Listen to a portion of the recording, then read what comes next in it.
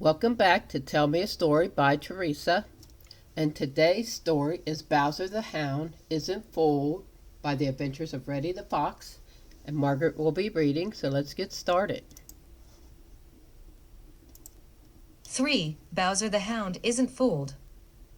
Reddy Fox had been taught so much by Granny Fox that he began to feel very wise and very important. Reddy is naturally smart, and he had been very quick to learn the tricks that old Granny Fox had taught him. But Reddy Fox is a boaster. Every day he swaggered about on the Green Meadows and bragged how smart he was. Blacky the Crow grew tired of Reddy's boasting. "If you're so smart, what is the reason you always keep out of sight of Bowser the Hound?" asked Blacky. "For my part, I don't believe that you are smart enough to fool him." A lot of little meadow people heard Blacky say this, and Reddy knew it. He also knew that if he didn't prove Blacky in the wrong, he would be laughed at forever after. Suddenly he remembered the trick that Granny Fox had played on the young hound at the railroad bridge. Why not play the same trick on Bowser and invite Blacky the Crow to see him do it? He would. "If you will be over at the railroad bridge when the train comes this afternoon, I'll show you how easy it is to fool Bowser the Hound," said Reddy.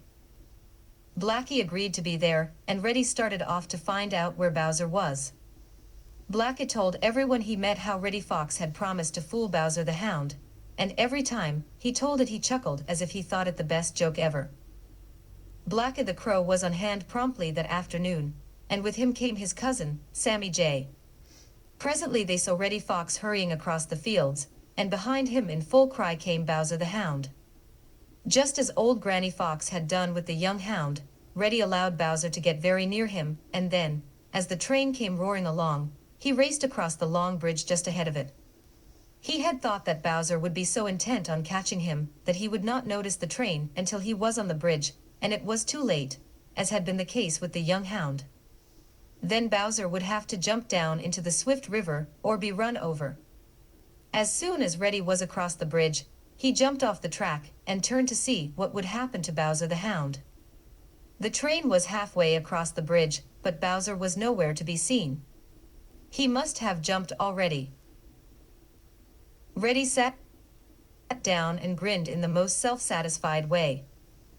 The long train roared past, and Reddy closed his eyes to shut out the dust and smoke.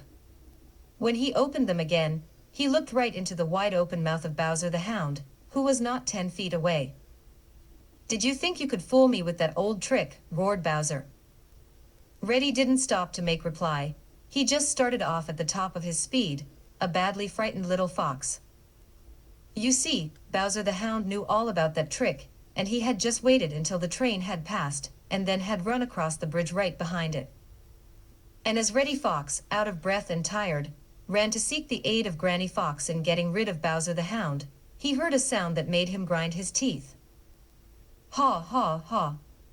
How smart we are." It was Blacky the Crow.